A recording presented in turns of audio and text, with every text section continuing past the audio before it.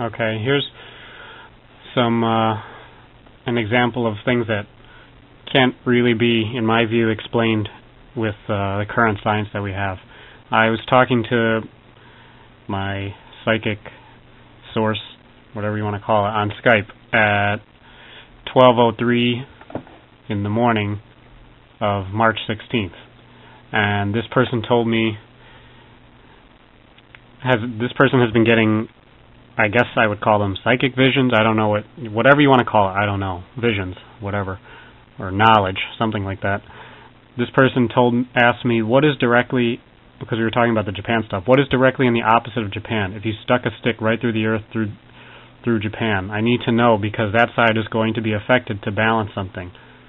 This person told me that there would be earthquakes or tremors or some kind of geological event on the opposite side of the globe from Japan in 2 or 3 different places at approximately about a 30-degree angular distance coming out of the Earth's core, or between 700 and 800 miles from the spot directly opposite of Japan on the other side of the globe.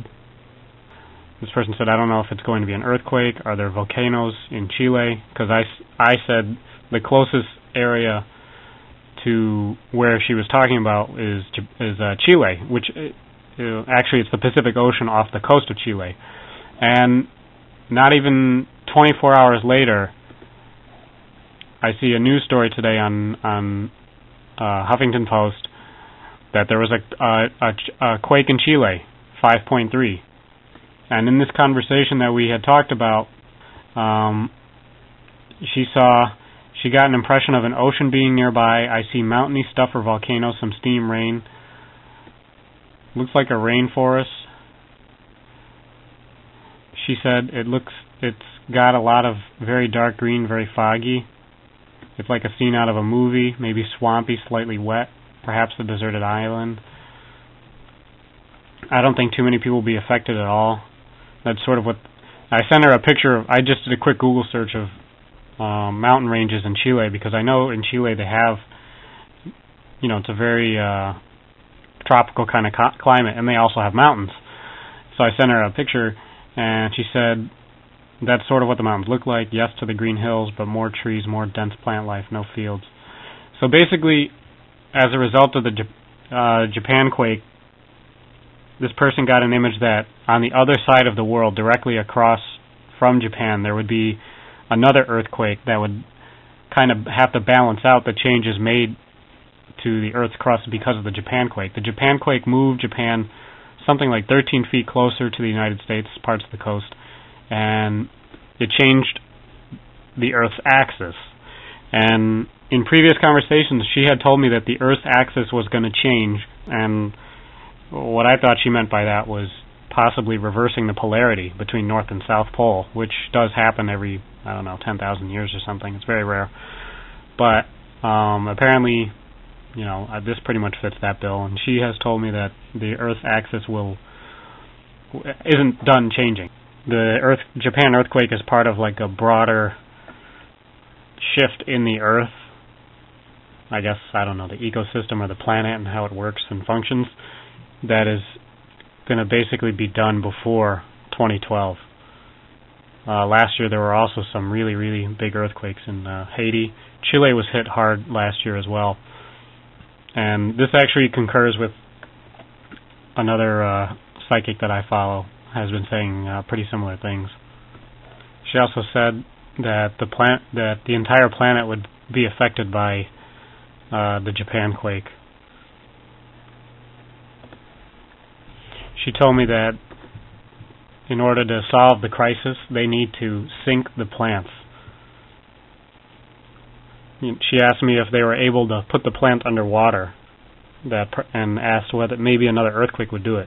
And this is somebody who has not been following the situation closely. Like, she really wasn't watching the news. I was telling her some stuff about what was going on, about how many people were affected, and how the engineers were basically braving dangerous levels of radiation to try to cool the plants down and stuff.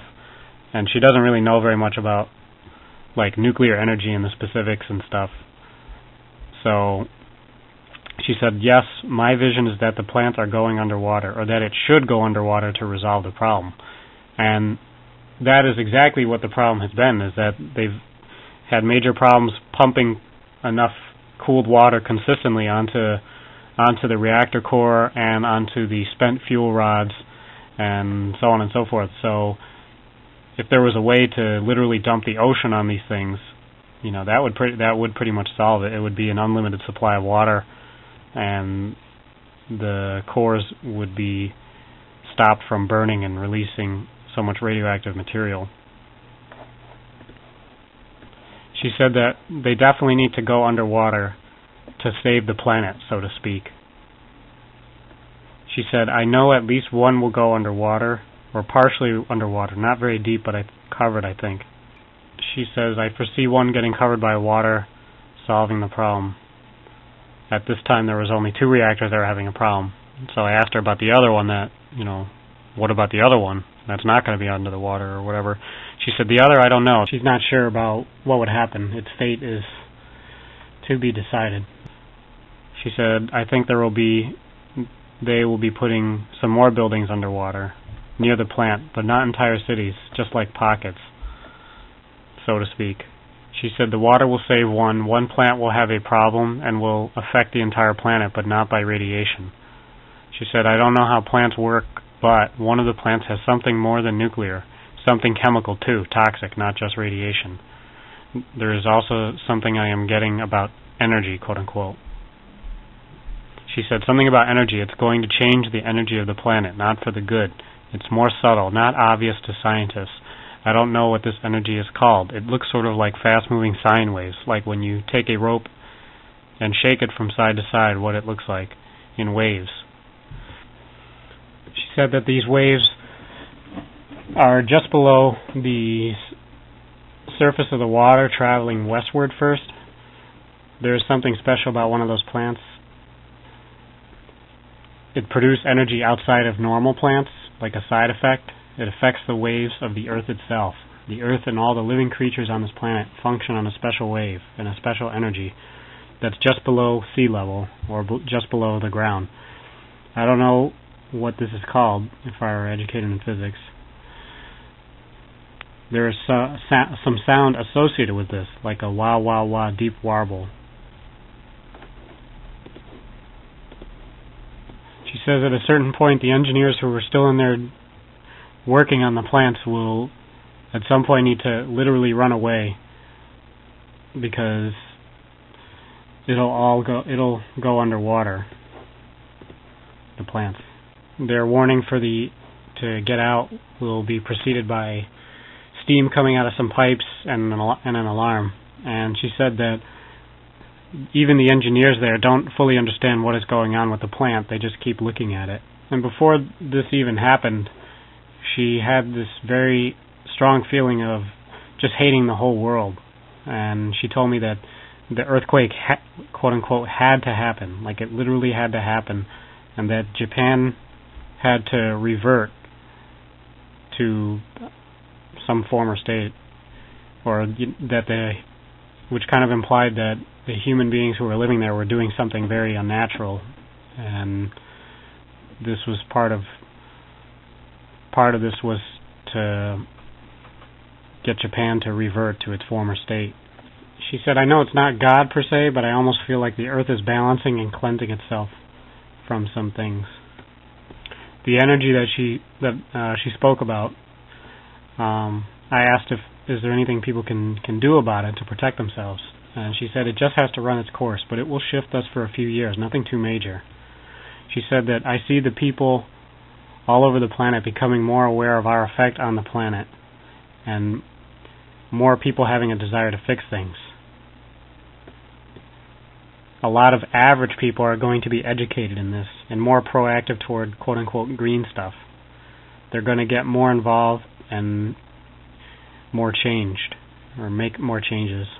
Not necessarily political, just environmental. She says that she sees a lot of Asians moving to the south part of the East Coast. I said the south, but what I meant was like the mid-Atlantic of the United States. Perhaps displaced Japanese. She says, I see a disgusted look on their faces, sort of sad and ambitious. They are going to become part of the people who become proactive to make these environmental changes.